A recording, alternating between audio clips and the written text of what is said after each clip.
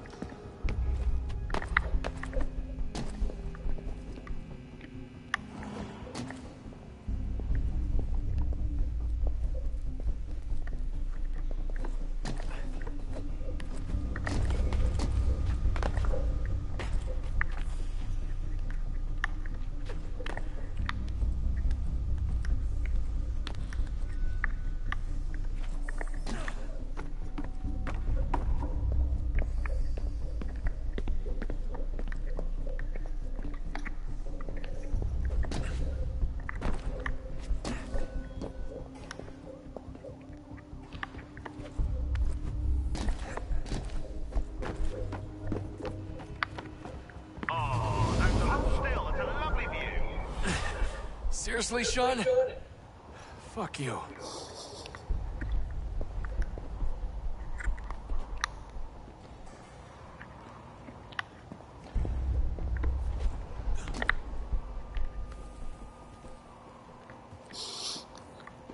This totally isn't sketchy or anything. You know, only climbing on the outside of a several foot tall building.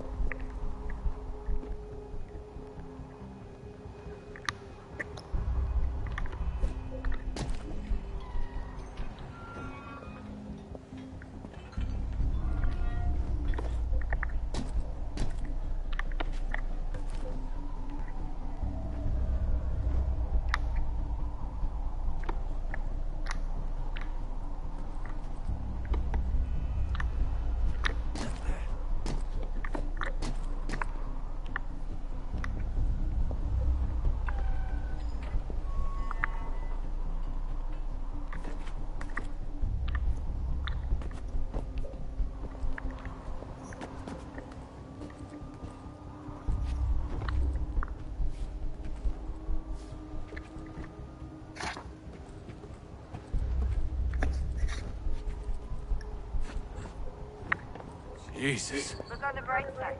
No security to worry about. And on the not so bright side, the slightest misstep means you're effectively hazed. Shut up, Sean.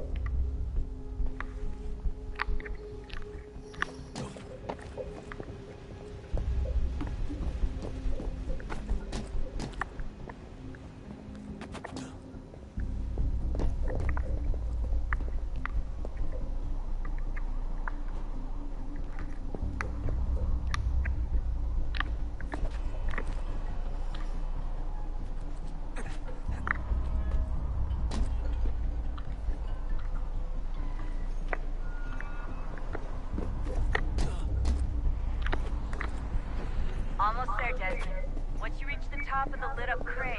You should be high enough to make the jump. Should? It'll be fine, don't worry. Well, you might want to worry a little. I'm pretty sure she was high when she was running the numbers. Sean! Joke. It was a joke. Or was it?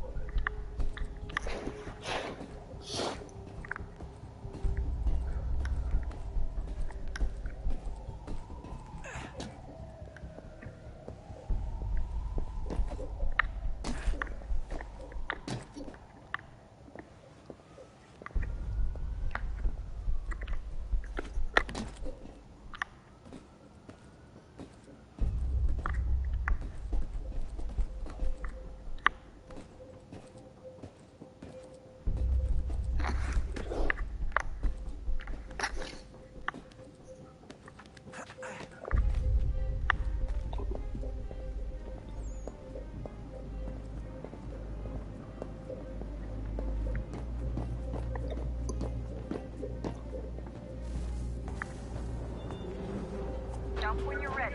Wait for my signal to open the chute. Timing's really important here. Too soon or too late and you'll miss the building.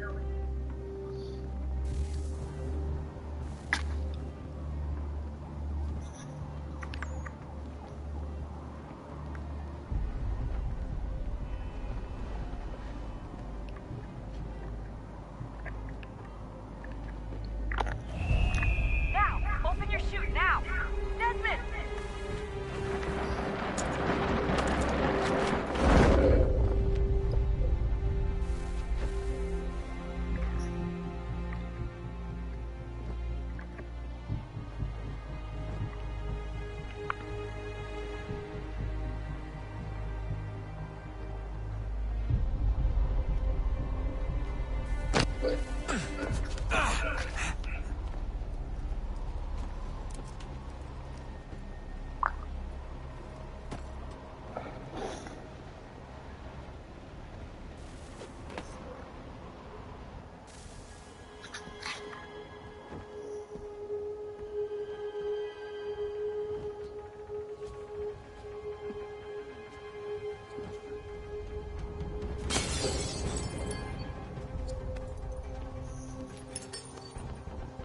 That wasn't so bad.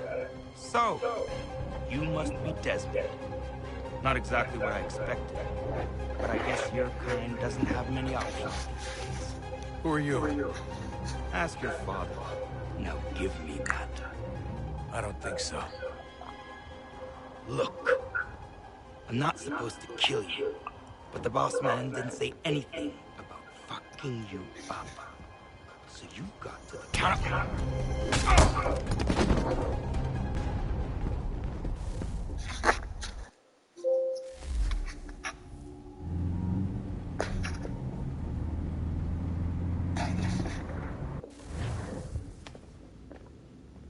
So who the hell is Daniel Cross? Believe it or not, he used to be an assassin. The assassin, the way I've heard it told, but it turned out he was a sleeper agent for Abstergo, programmed to infiltrate and destroy the organization. How did he know you were there? We could be compromised. They must have caught me snooping inside their network and sent Cross to see what we were after. If they were aware of our current location, we'd know. Though, I will say this.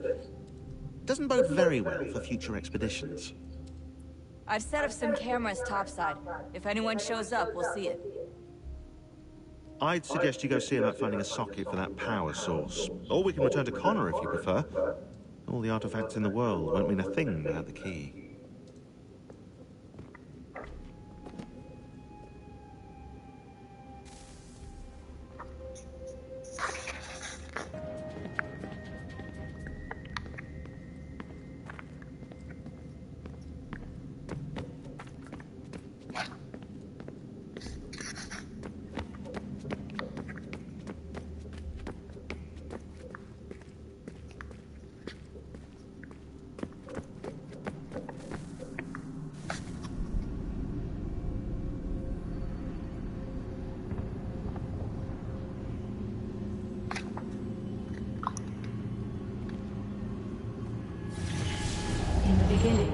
When we thought we could be saved, we sought to face the sun's wrath and contain it. 4 towers would be built to pull her fury into this place and dispel it.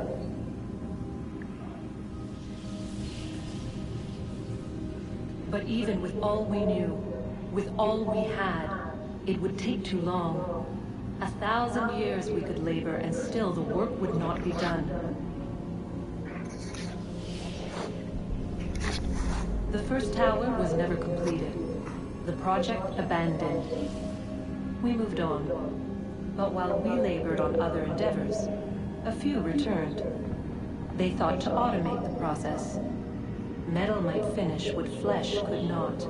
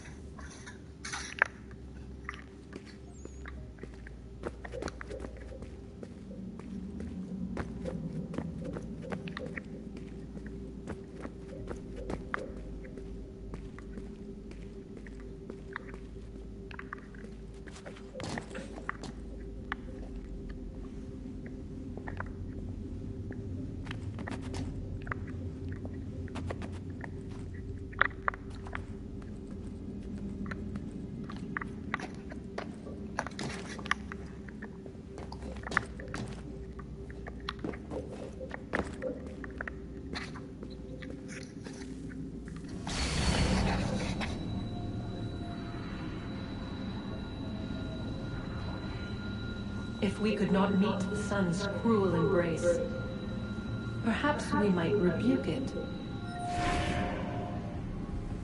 Already we could generate fields to protect us in times of strife. But these were small and simple things. To replicate them on a scale the size of a world. We lack the energy to make it so. Half the world, they said then. It is better than none at all. We tried. Again, we failed. A quarter, they asked. Even this we could not do. A sixth, an eighth, a tenth, they cried. The answer was still the same. Perhaps in time a city might be spared. But it was time we did not have. So we moved on.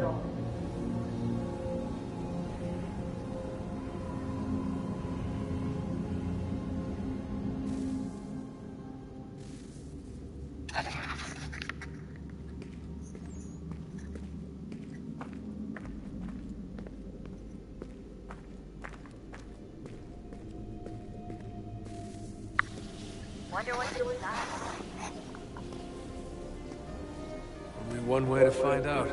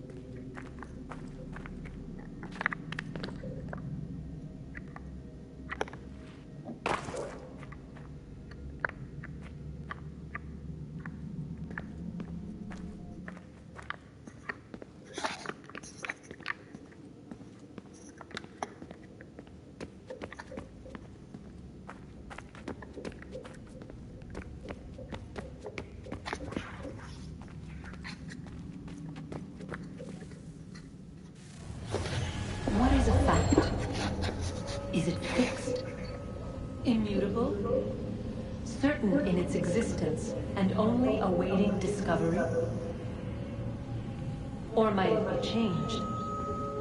Here we learned the answer, and thought that it might be us. They were used to command, to control, to own. But we soon discovered another use. When enough sat in thrall and were told to believe, their thoughts took on form. What was imagined became real. If 100 minds could wish away a wall or create a tree, what might 1,000 do? 10,000? More? Might we change the consensus and will the threat away? We resolved to send one into the sky where it might illuminate us all. Once placed, a sentence would be uttered. Make us safe. In this way, we would change the consensus. We would save the world. But it never came to be. We sent a dozen of them skyward, but there was no way to maintain control, to direct the beam, to enthrall the world, to speak the words. Though this was strange and dangerous, what we tried next was worse.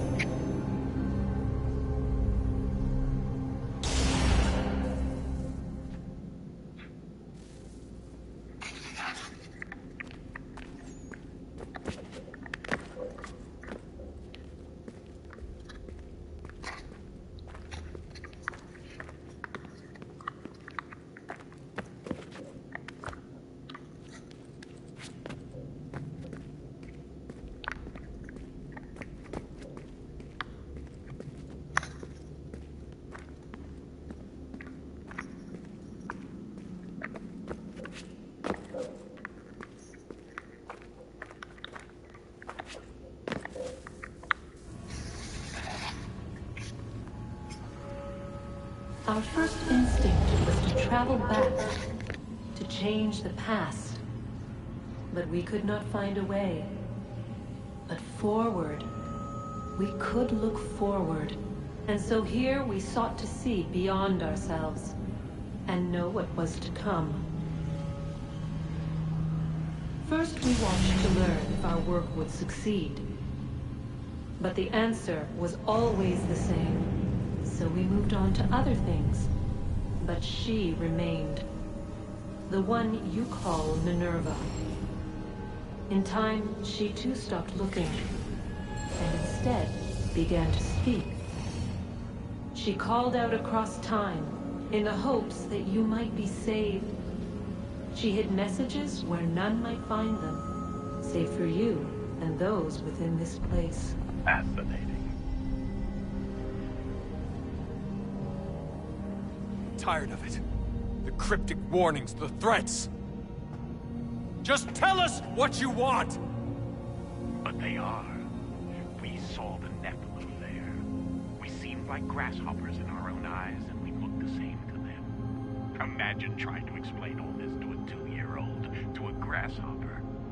When they said the will of the gods was unknowable, they meant it. Literally. I killed her, you know. I killed Lucy. It was the apple, son. It was Juno. I saw what she was. What would happen if I let her live? I could have stopped myself. I mean, there was a force there. But I didn't have to. I chose to. Desmond. Lucy was going to betray us and take the apple back to Abstergo. I saw the satellite launched. I saw them turn it on, and then it failed. Whatever's on the other side of that door, it benefits Juno. We need to be careful.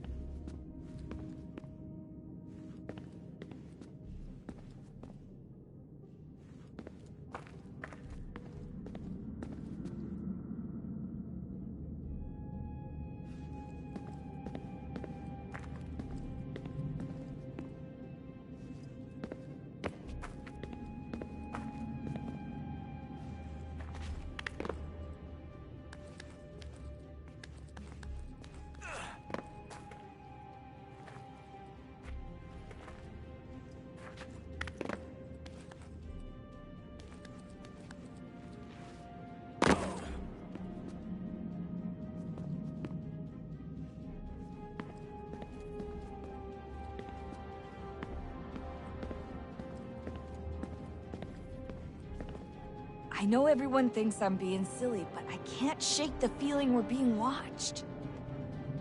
We are being watched. By Juno. Or some version of her. Do you think it's a recording? Or is she a ghost? Or something else? Is she talking to us the way Minerva talked to Ezio? No clue. I mean, who knows what else they were working on down here? There's still so many rooms we don't have access to. But do you think she's like literally down here, waiting somewhere, still alive? Still alive? That's mental. That means she'd be at least 75, 80,000 years old? Well, powerful, yeah, but not that powerful. They came down here looking for a way to survive. Maybe they found one.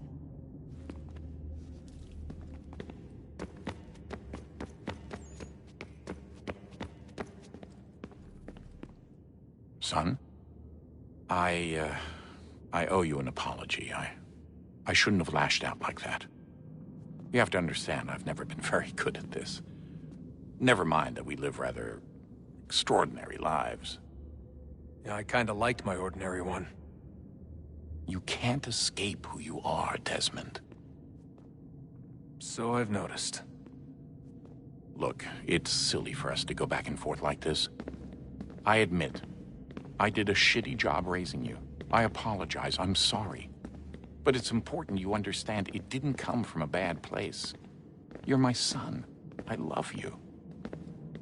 I guess I was so busy trying to make sure nothing bad happened, I didn't consider the consequences. Truce.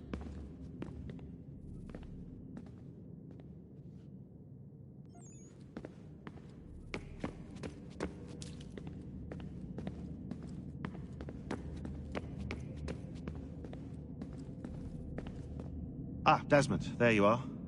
Can I ask a favor? Maybe? When this is all over, I'd like to try turning the dial back on the Animus. Like, all the way back. To the time of the first civilization. You think it would work? There was no real loss of fidelity when you visited Altair. Then again, that was about 1,000 years ago, and I'm looking at going back at least 70,000 more. Sure, I'd be up for it. It'd be interesting to see what things were like back then. Excellent. I think it would prove most enlightening.